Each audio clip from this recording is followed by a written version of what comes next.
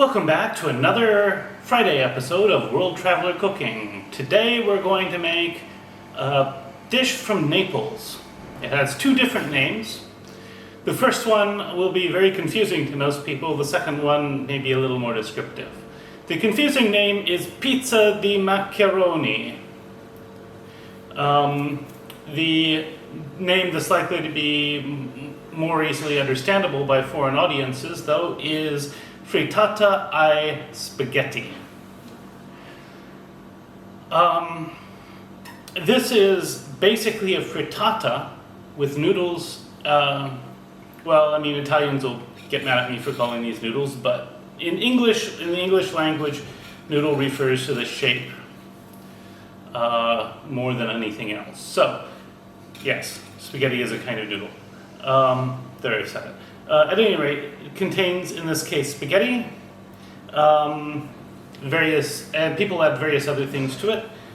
In this case, we will add some parmagianno reggiano cheese, and we will add some pecorino romano cheese. We will also add some milk. Some people also add smoked pancetta. This is not the same thing as bacon. And they may add some other things as well. I will likely do some other dishes at some point, which will be these sorts of things with other things in it, but today we're going to do a very simple one.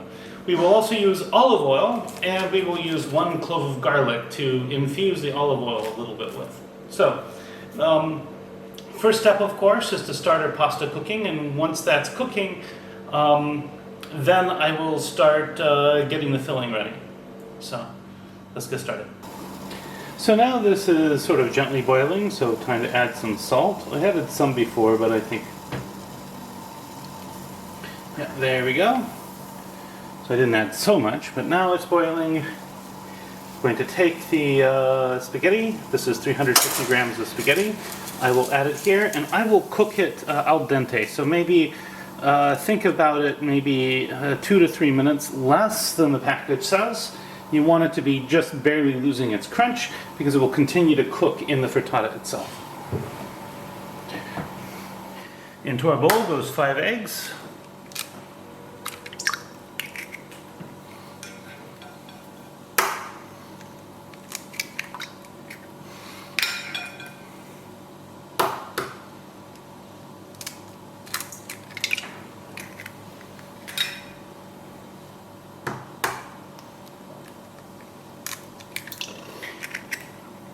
And you can add other fillings here too. And the milk, and we will whisk this smooth. So I have 40 grams of cheese here.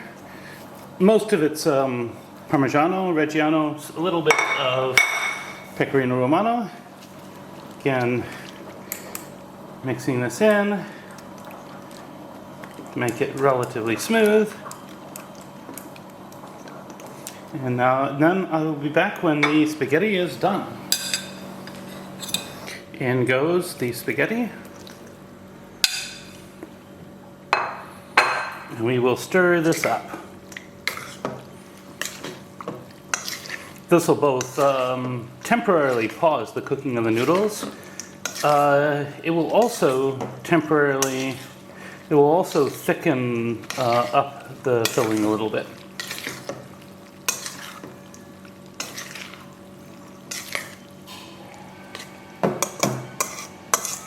There we go. Next we will heat our oil. So in our pan we will add a generous amount of olive oil. We're heating this up slowly right now.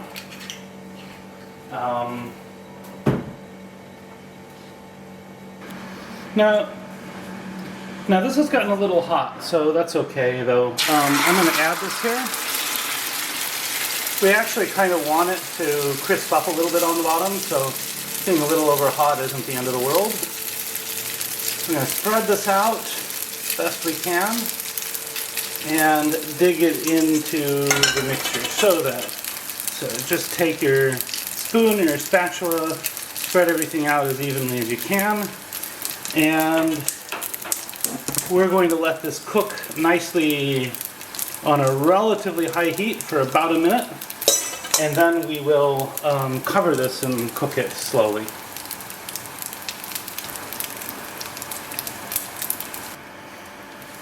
So now this has been about a minute, so I'm going to cover it, turn the heat way down, and we'll come back in about 15 minutes. Once this is relatively cooked through, just take it and shake it until it actually moves in the pan, and then we're ready to flip. To flip, we take a plate, put it over the top,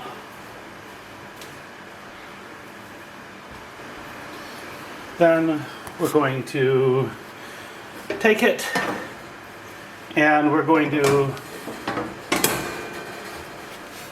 take it off like that. There we have it.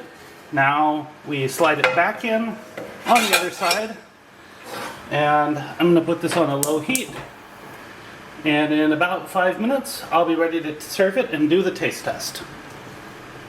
In the meantime, I'm just going to take and use whatever utensil you'd like. I'm just going to fold the edges down a little bit,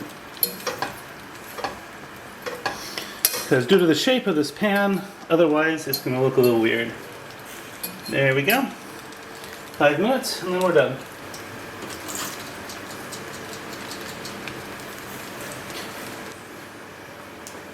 Now I'm just going to try to slide this onto the plate. And there is our pizza di maccheroni. Next up, I'll cut myself a small piece and we will do a taste test. And now for the taste test. This is actually looking really, really very nice. Some people do add like a tomato sauce on top, but I'm guessing that just like tortilla español, this is probably better just on its own.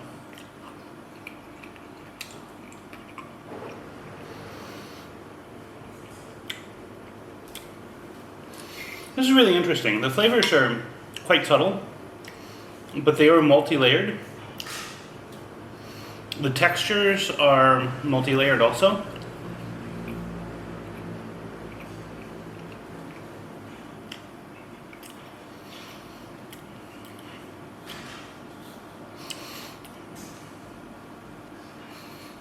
It would probably be really good with a bit more maybe pecorino cheese and some guanciale to make it more like a carbonara, or you could add olives and some other things. There are a variety of recipes out there, and I'm sure I will do many of them in the future, including on this show.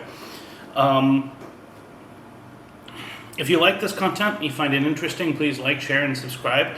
If you have anything to say, please say it in the comments, including if you make a dish like this, you do it a little differently. What would you like to add to a dish like this? Love to hear from you in the comments. On top of that, recipes in the description. Bon appetit, and see you next week.